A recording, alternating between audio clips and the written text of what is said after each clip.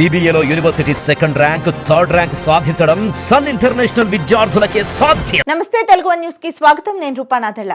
గల్లా జయదేవ్ పశ్చాత్తాప పర్వం.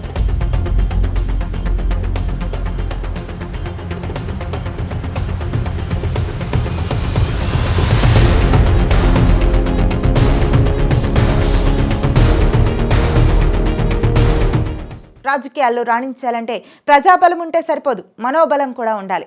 రాజకీయాల్లో రాణిస్తూ ఉంటే అది చూసి తట్టుకోలేక చాలా గాడిదలు ఓండ్ర పెడుతూ ఉంటాయి. ప్రతి ఊర కుక్క మొరుగుతూ ఉంటుంది. ఒక్కోసారి సదరు కుక్కలు కరుస్తాయి కూడా. విజయాలు వస్తూ ఉంటాయి, పోతూ ఉంటాయి. అధికారం వస్తుంది, పోతుంది. వీటిని తట్టుకుని నిలబడినప్పుడే వాళ్ళని రాజకీయ నాయకులు అంటారు, లేకపోతే రాజీ పడిపోయిన రాజకీయ నాయకులు అంటారు. పాపం గల్లా జయదేవ్ వైసీపీ రాక్షస పాలనలో జరిగిన అవమానాలను భరించలేక రాజకీయ సన్యాసం చేశారు.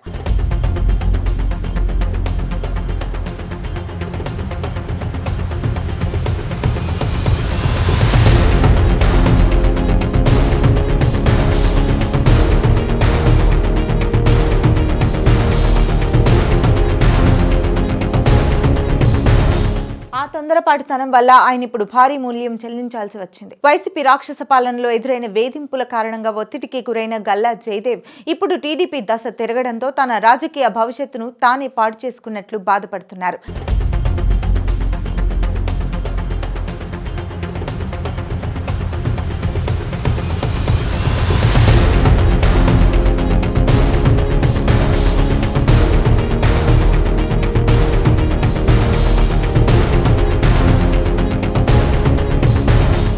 చేసేది లేక మళ్లీ తెలుగుదేశం పార్టీలో చేరేందుకు రెడీ అవుతున్నారు. అప్పట్లో ఆయన రాజకీయాలకు గుడ్ బై చెప్పకుండా ఉంటే ఇప్పుడు ఎన్టీఏ కూటమిలో ఆయన కీలక పాత్రలో ఉండేవారు.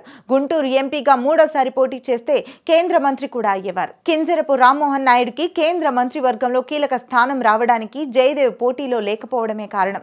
జగన్ తన రాజకీయ ప్రత్యర్థులను వేటాడే క్రమంలో గల్లా జయదేవ్ ను టార్గెట్ చేశారు. అది తట్టుకోలేక ఎప్పుడు ఇలాగే ఉంటుందనే భయంతో జయదేవ్ గత ఎన్నికలకు ముందు రాజకీయాలకు దూరం అయ్యారు. ఎన్డీఏకి గెలుపు అవకాశాలున్నాయని తెలిసినా ఒకవేళ మళ్లీ జగన్ వస్తే ఇబ్బంది పడతామనే ఉద్దేశంతో పక్కకు తప్పుకున్నారు. జయదేవ్ కాదనడం వల్లే గుంటూరు ఎంపీ సీటును పెమ్మసాని చంద్రశేఖర్ కు ఇచ్చారు.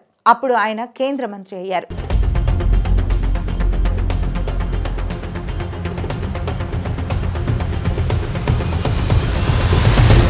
ఇదంతా చూసి తాను ఎంత తప్పు చేసింది జయదేవ్ కి అర్థమై బాధపడుతున్నారు.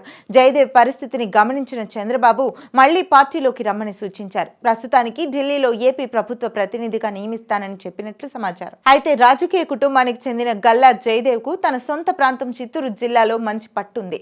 2 సార్లు ఎంపీగా పనిచేసిన గుంటూరులోనూ మంచి పలుకుబడి, పరపతి ఉన్నాయి. పార్టీలోనూ అధినేత చంద్రబాబు, యువనేత లోకేష్ వద్ద గుర్తింపు ఉండటం వల్ల మళ్లీ కీలక పాత్ర పోషించాలని భావిస్తున్నారు. అయితే ఢిల్లీ పదవికి పరిమితమైతే గ్రాండ్ లెవెల్లో ప్రజలకు దూరమయ్యే అవకాశం ఉంటుందని అనుమానిస్తున్నారు.